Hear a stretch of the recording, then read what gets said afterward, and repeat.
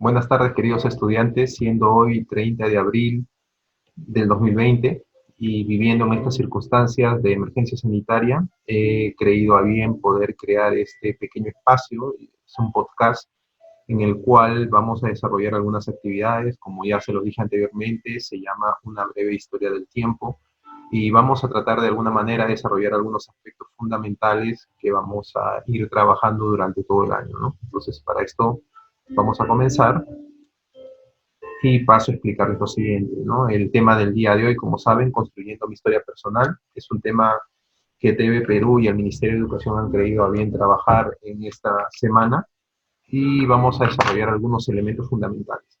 Si ustedes se han podido dar cuenta, básicamente TV Perú lo que ha trabajado es la historia familiar, local y regional de algunos pueblos de nuestro país, pero no quiero dejar escapar algunos aspectos fundamentales que yo estoy seguro que nos van a servir para poder entender qué vamos a desarrollar en este curso.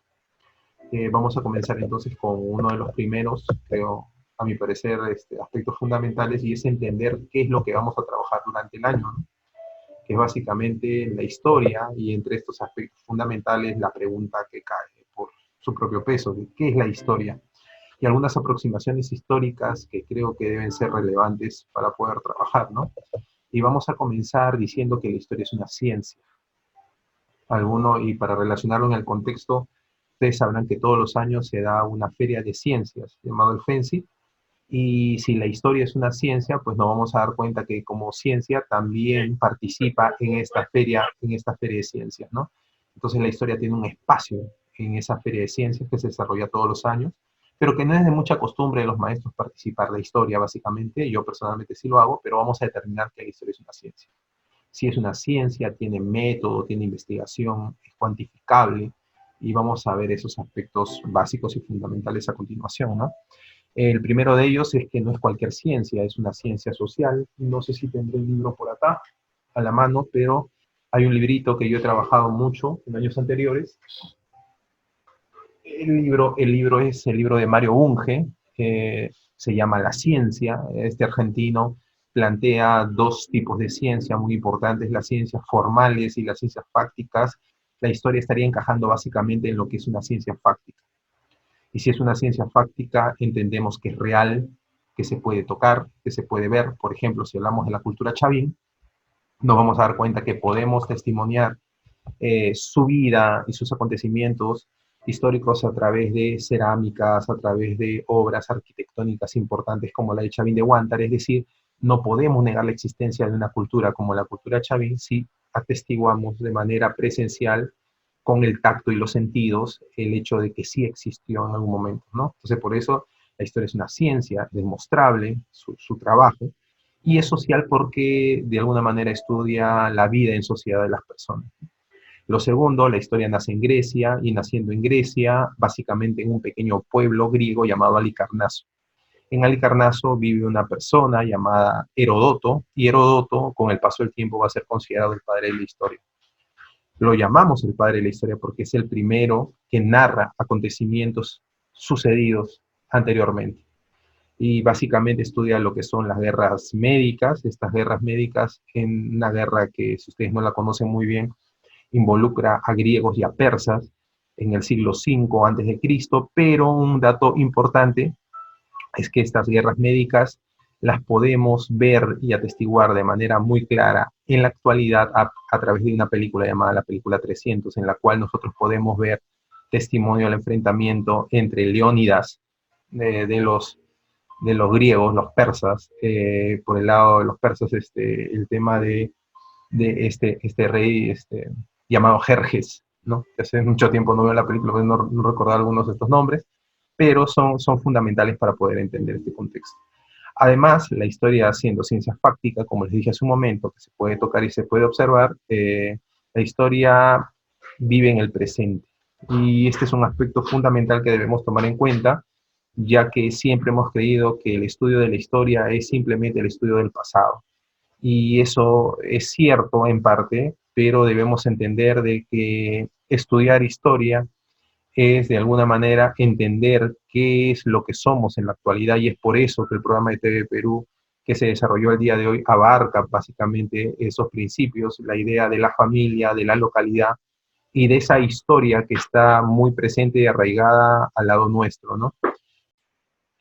Bueno, acá tenemos la lista de algunos historiadores importantes, los más trascendentales entre los clásicos y los contemporáneos. Entre los clásicos, como hace un momento lo había mencionado, tenemos a Heródoto, considerado el padre de la historia, Genofonte, también griego, siglo V antes de Cristo, Tucídides, considerado el padre de la historia científica, un poco más trabajada, más elaborada.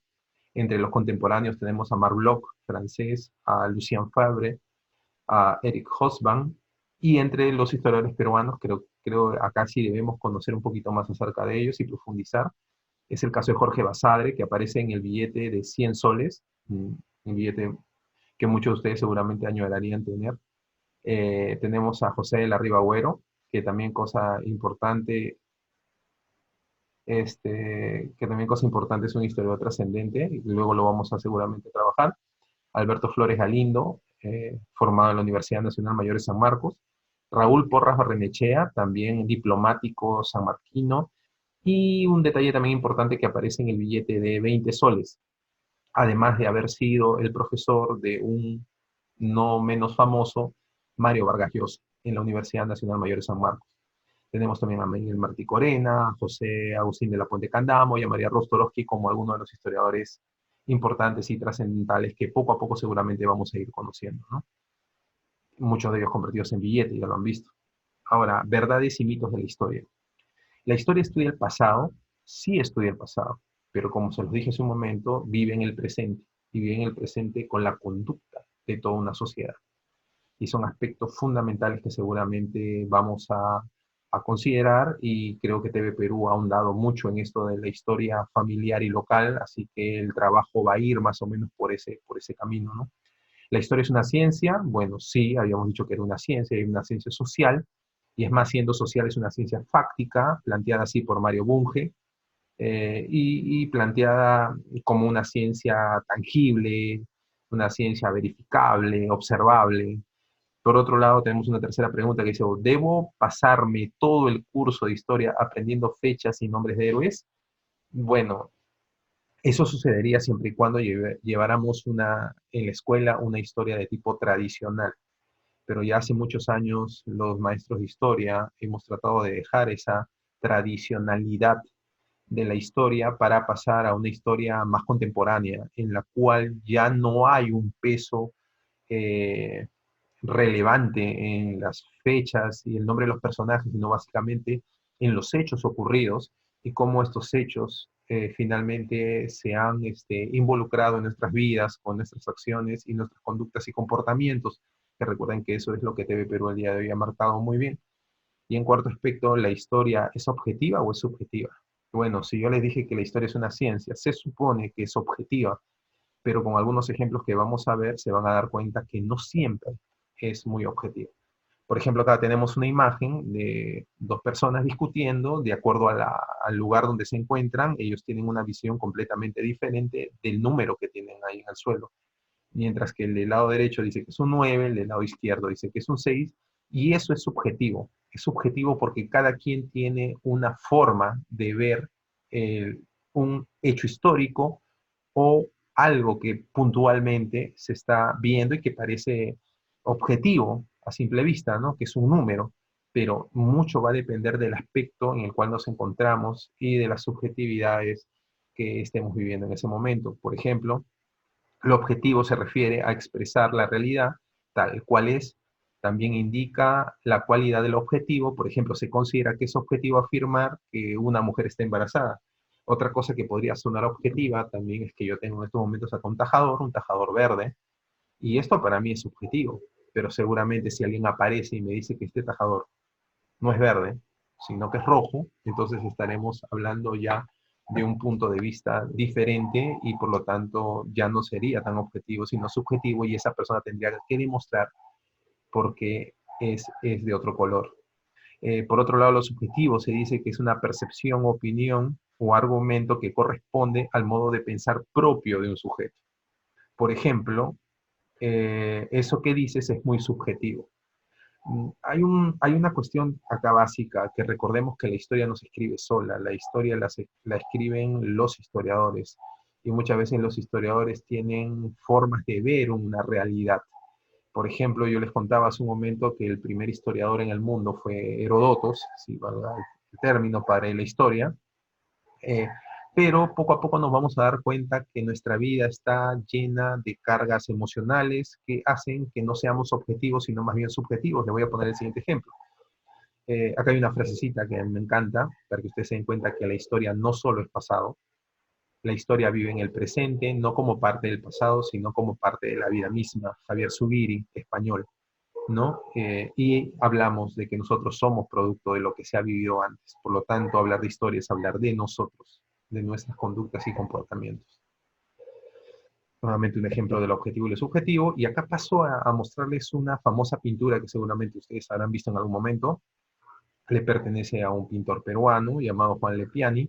Juan Lepiani pinta este óleo llamado El último cartucho, en el que podemos ver a un Francisco Bolognesi, momentos e instantes precisos en los cuales él va a llegar a perder la vida, y se dice que en ese momento habría dicho las famosas palabras, este, ¿no? Moriré hasta quemar el último cartucho, que cosa fundamental, y que por ello llevaría el nombre en la pintura, ¿no?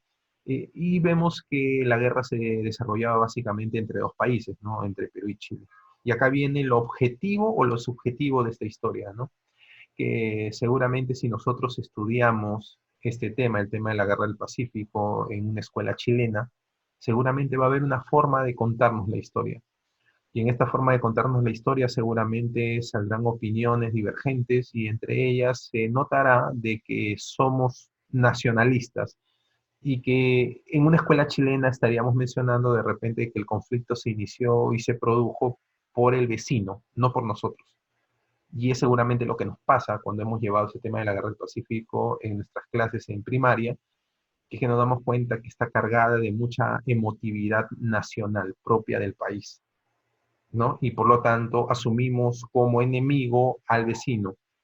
Y a veces no nos hemos puesto a estudiar la globalidad del acontecimiento histórico. Por ejemplo, recuerdo mucho a mi profesor Antonio Zapata en San Marcos, decía que la historia de las guerras es como una novela o como un divorcio.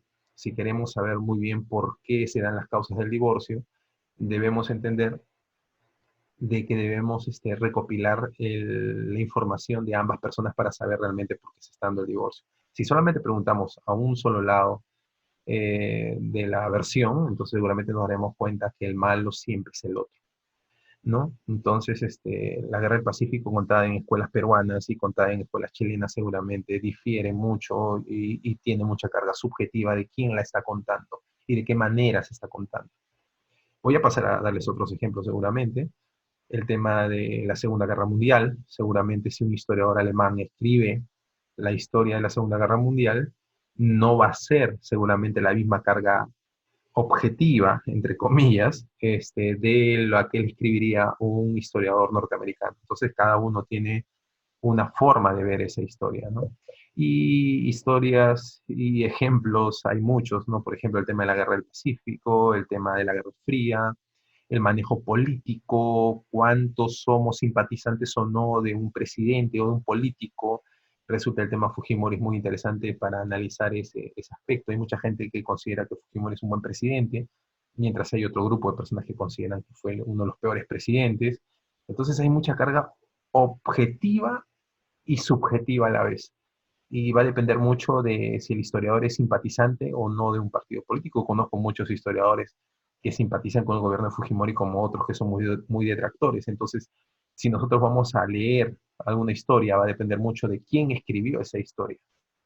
Y hay una famosa tendencia histórica francesa que aparece en el siglo XX, ¿no? Que luego, más adelante vamos a hablar de eso, ¿no? Y acá otros ejemplos, por ejemplo, el último, el enfrentamiento entre China y Estados Unidos, quién es el bueno, quién es el malo, ¿no? Un poquito eso, y hasta con el manejo del coronavirus. Tenemos ahí en la imagen ahí en la última, a Martín Vizcarra tomando decisiones seguramente por esta emergencia sanitaria. Muchos peruanos considerarán de que lleva un buen manejo de la crisis sanitaria, mientras otros peruanos dirán que su manejo no es adecuado. Entonces va a haber mucha carga subjetiva para tratar de explicar un mismo contexto. Y ojo, que en este caso, en el caso de Vizcarra, lo estamos viviendo.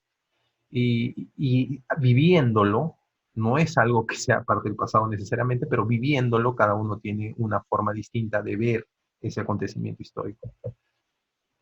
Por otro lado, vamos a pasar ahora, dando esos aspectos solamente básicos y fundamentales, a ver lo que trabajó TV Perú el día de hoy.